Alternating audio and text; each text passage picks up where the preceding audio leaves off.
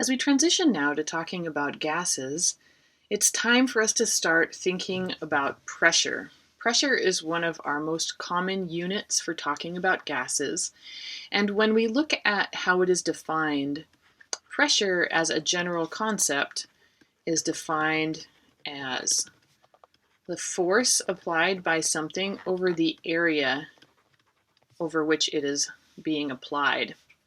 And there's quite a few different units for talking about pressure, and we'll get into those units in a little while. But let's take a minute first and think about pressure when it relates to air.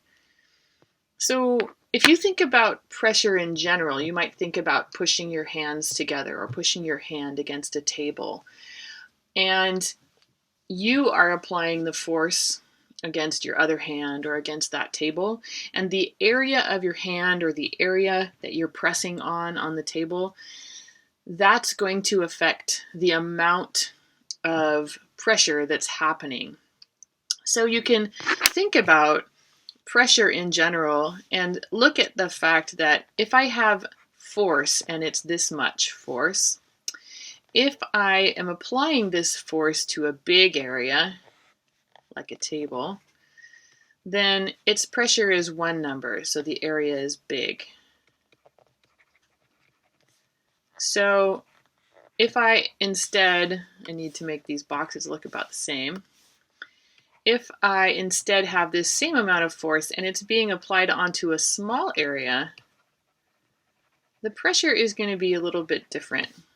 One of the ways I like to envision how the area plays a part here in pressure is I think about what it would feel like if somebody stepped on my toe while they were wearing boots, like regular old work boots, compared to if they managed to step on my foot wearing a stiletto heel. So if they have boots, their boot shape has a pretty big area. And so here's my foot. Ow, it doesn't feel very good. But if I have a stiletto heel on, then this very small area is now putting all of the same force in that one little area. So the pressure is much higher on that one little area if I have a very small area. So that's one way to thinking about pressure. But let's think about it now when it comes to gases. You probably experience gas pressure a decent amount.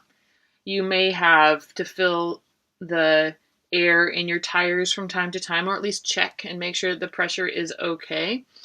If you have a bicycle, this is even more so, or if you have soccer balls or basketballs, then you may be looking at the pressure in there too.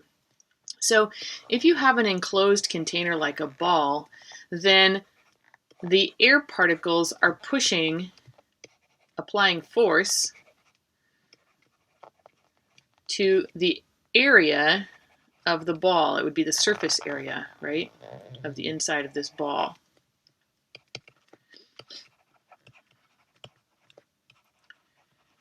And when we consider them together, that's our pressure. Okay, this is still very, very theoretical. So when we're thinking about gas pressure, most of the time our experience is with containing gases. But in reality, you experience gas pressure on a daily basis. You experience it constantly because we are surrounded by gases in the form of the atmosphere. And the atmosphere, if this is our surface of the Earth, the atmosphere is a bunch of gases that overall are kind of pushing down on us. So they exert a pressure that we call the atmospheric pressure. That is a certain amount, and depending on what day it is and what the weather is like, it can be a little bit higher or a little bit lower.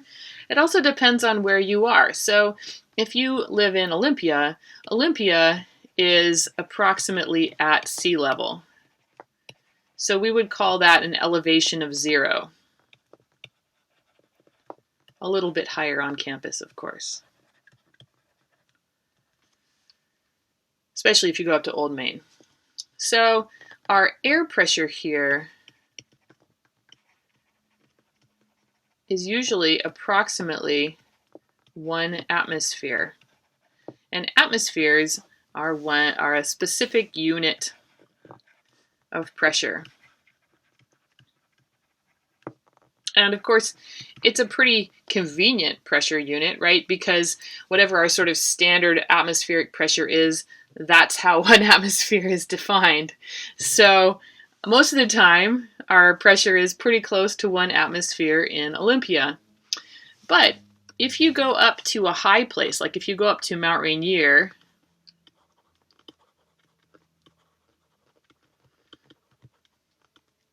then the pressure pushing down on you, because you're higher, there's actually less air above you than if you are at sea level. And so the atmospheric pressure is lower.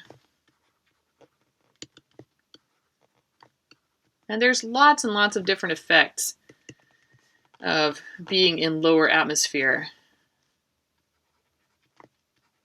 You might have heard of atmosphere like elevation sickness, for example. That people can feel sort of queasy or sick. And it has to do with how much total air there is, and therefore how much oxygen your body is getting for you to breathe. So if you go to Mount Rainier, you might feel this. If you go and climb Mount Everest, you probably are going to feel it because Mount Everest is a lot taller. But even if people go to higher cities like Denver or Mexico City, which is even higher than Denver, Denver is called the Mile High City. So that tells you how high its elevation is compared to sea level. And you can have people who experience a little bit of nausea and ill feeling, even in those relatively mild elevation gains, because the amount of oxygen that they're getting in their blood is a little bit lower. And so this is one of those effects that we'll understand more about later on.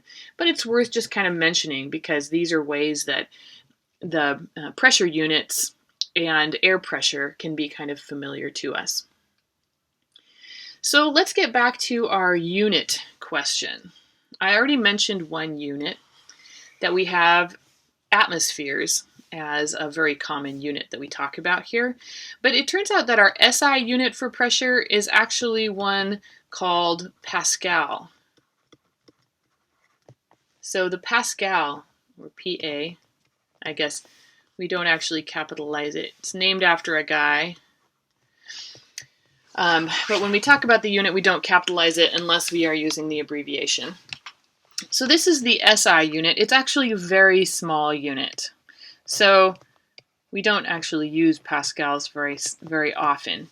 Instead, we'll use atmospheres, or you might see bar, millimeters of mercury, inches of mercury, torr,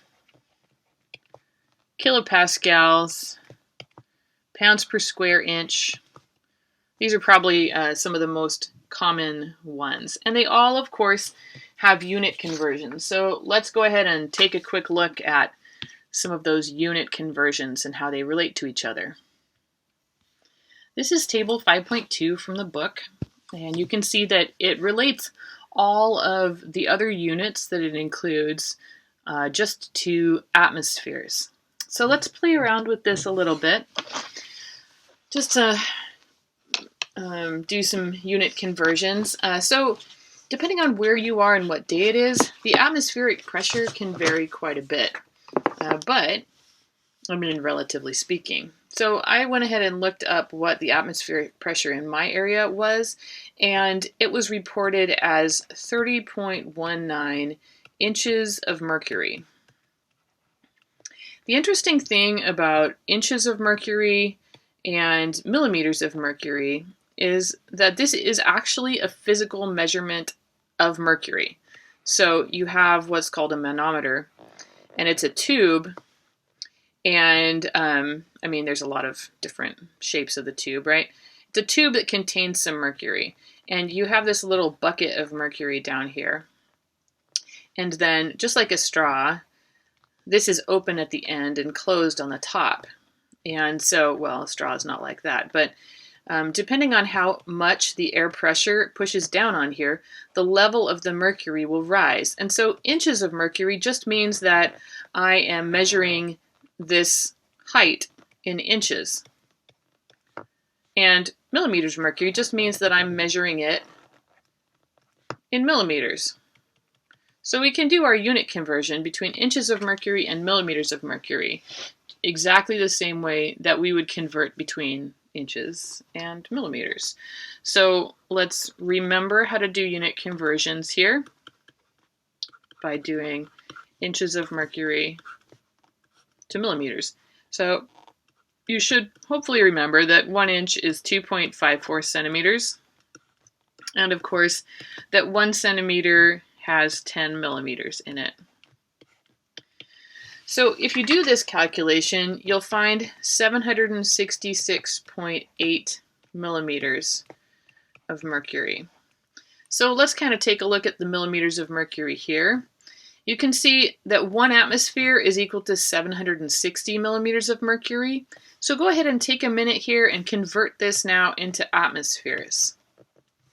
You can pause the video and do that.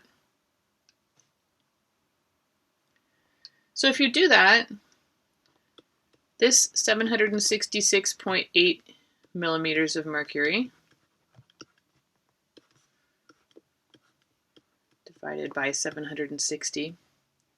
Now, one thing I want you to notice that this 760 millimeters of mercury in 1 atmosphere, these are exact numbers, so they don't affect the total number of significant digits that we have over here. And that's how we want it to be for any unit conversions. We don't want to lose significant digits. And so these relationships are also exact relationships here. All right, so this would give me 1.009 atmospheres. So let's do a little bit of practice here. I want you to pause the video. I want you to convert this pressure into bar. I want you to convert it into kilopascals as well. So do those unit conversions, and then let's see if we got the same answer. Use this table. All right, hopefully you were able to get 1.022 bar and 102.2 kilopascals. So notice something here. What do you notice about the bar and the kilopascal numbers? Hopefully you noticed that these are 100 apart, and that's true. 1 bar is equal to 100 kilopascals. So this kind of comes back to how small a pascal is, right? Because this is 100,000 pascals in 1 bar. So nobody really uses pascals much because it's such a small unit. All right, so hopefully this unit conversion stuff is feeling pretty comfortable. You don't have to have these unit conversions memorized. You just need to be able to use them. And I did want to share one interesting thing that I learned this summer kind of by accident. Obviously, your book talks about it, so I don't know, maybe I slept through that section of my Gen Chem class, or maybe we didn't talk about it. But one of the things that I learned this summer was that when you are talking about pressure inside a car tire or inside a basketball or a soccer ball, the pressure that is listed is called the gauge pressure, as in a pressure gauge. And the gauge pressure is different from the actual pressure because the gauge pressure is equal to 0, or is listed at 0 for atmospheric pressure.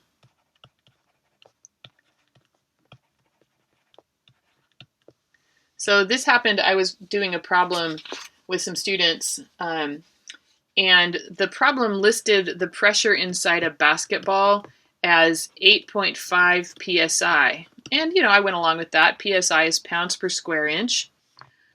1 atmosphere is equal to 14.7 psi. And I thought, hold on, I know what that means. That means that if the inside of my basketball is pushing out with 8.5 psi, and the outside of the air is pushing in with 14.7 psi, that means I would have a really squishy basketball. So I had to ask around and find out what the heck was up with this. So this is the gauge pressure inside a basketball. But the actual pressure would be 8.5 psi plus 14.7 psi. So it would be, what, a total of 23.2 psi. And so if I convert that to atmospheres, so that's a little bit more familiar, 23.2 psi,